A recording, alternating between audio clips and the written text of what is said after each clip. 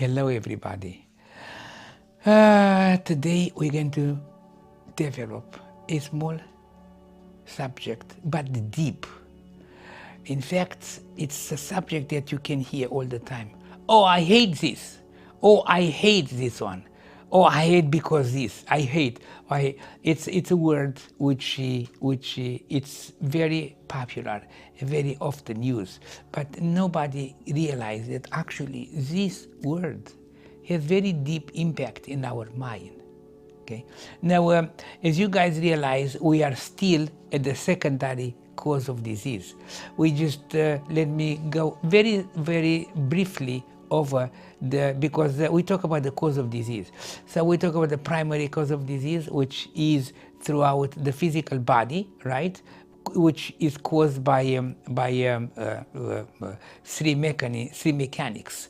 One is hereditary, another is congenital, and another one is post-traumatic. Okay. Now this one is in a different different parts of the body, causing different problems in the different organs.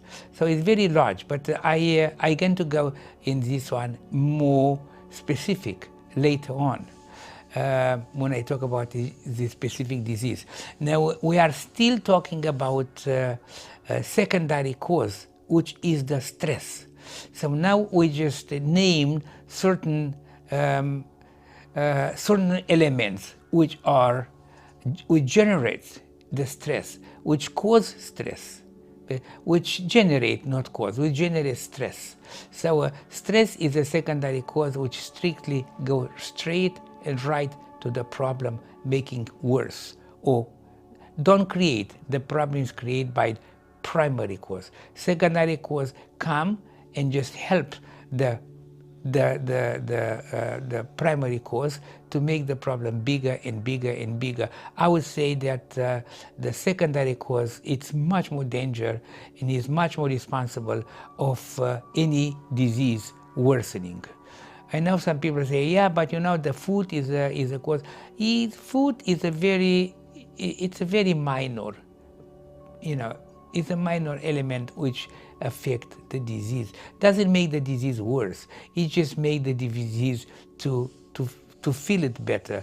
If there is a liver problem when you eat certain food, you feel that liver problem there, but not necessarily make the problem worse.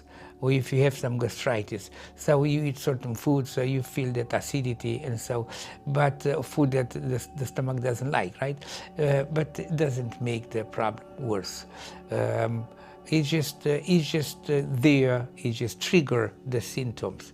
But the main causes cause of any disease, there are those combination of those two. Sometimes one is more, one is less. Is a primary and secondary causes.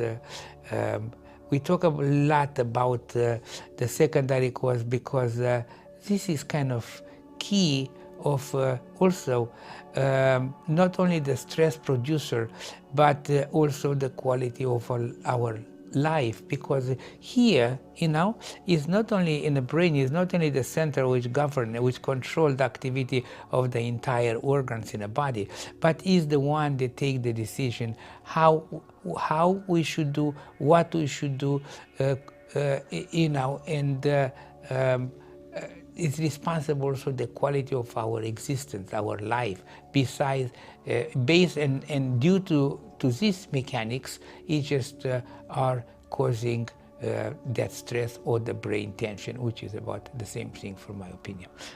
Today we're just going to talk about hatred. Now, to hate, it's a very difficult thing to hate. It's very hard things. When you hate somebody, the entire body gets tense. You see? Now, why the entire body gets tense? Because the brain gets tense first. In order to decide to hate, so you know, some certain hormones in the brain is increasing. They are increasing certain hormones in the body, which cause the brain tension, which cause tension throughout the body, which cause pressure everywhere in the body, in the heart, in the breathing system, in the cardiovascular system, you know, it everywhere. So hatred is a terrible, terrible thing. Now, you hear very often, oh, I hate that one. Of course, you don't hate it. You just use the word. But stay away from using this word, because sometimes the word is the one that tells to the brain what kind of decision should take. Tell to the brain what kind of information you have. The mind has to process in order to take the decision under pressure of hating. Now, you hate, why? You hate somebody because doesn't do the way you like. Maybe he's not able to do the way you like. Maybe you are wrong, you know? So when you hate somebody, my dear friends, just listen here. It's so much truth what I tell you now. When you hate somebody, actually you hate yourself. Because hating causes tension. Now, if you dislike somebody, the way they behave, or what they do, and how they treat you, and so. But when you get tense, when the brain gets tense, disliking so intensive and so deep for somebody's behavior, and you hate, that actually causes so much tension in your brain, and you cause more problem to yourself that that person caused to you. If somebody affects you and you hate because affect you certain ways. Now, when you hate, then the problem you cause hating, it's much greater than the problem that person causes to you. So the hate is a huge stuff. It's a huge thing, because you inhibit some good hormones in the brain, and you just activate some bad hormones in the brain. So already, the brain gets intoxicated by the bad hormones and is missing the good hormones to really improve the activity of the brain. You see, it's a really very complicated, that simple, I hate that, or I hate this one. It's a terrible, I don't like, it's enough. But even if you don't like, it's still a little bit more than supposed to be. But hating, remember, whenever you hate anything, anybody, you first, or the most, you hate yourself. You hate yourself with another, what I want to mean, you cause yourself problems, health problems. You cause yourself tension, which affect your both health, your brain health, right? Because it increases the toxicity in the brain due to the negative hormones, right?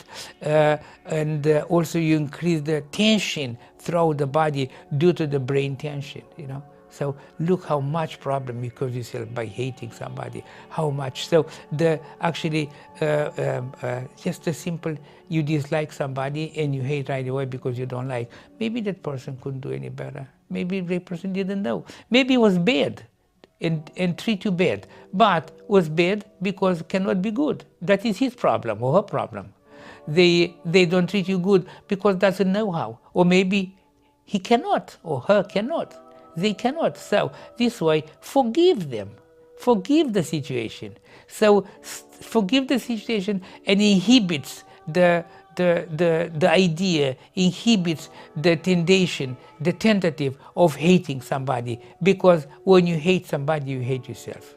When I don't know how much those people get the perception of hating them, but for sure you get tremendous negative perception of hating them. You get a tremendous bad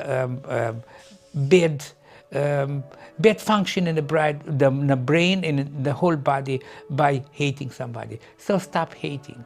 Don't hate anybody. I hear sometimes some leaders of one country hating the other country. That is not the right way. That is not the right things. I think anybody can be talked. So there is so many people which are so great diplomats. They know how to handle the words with a peaceful way. If you just use the words with a hatred feeling, of course you get a wrong result. Hate brings hate, but the greatest hate, the greatest disturbance and negative and health is the one that occurs with yourself by having that kind of attitude towards any situation. Okay? So, my friends, try to replace hating with love. try to replace, if love is too much, okay, if you don't love one that did what you don't like, simple, then just resume yourself, or replace hate with forgiveness. If you forgive somebody, then you forgive yourself. What mean to forgive yourself? Just stop yourself from getting hurt, of getting tension in the brain, getting tension in the body. Stop yourself from getting hurt. So that means you forgive yourself. Okay, my friends, so it was a wonderful subject. I like this one. It's something which I like very much, because for me, that means health. So as a doctor, all my life, try to take care of people's health. So I remain hooked of these things. So I try always, and I'm set up always to help people to really, if it's not possible to improve, but at least to maintain good health. Okay, my friends, all the best, and see you next time, okay?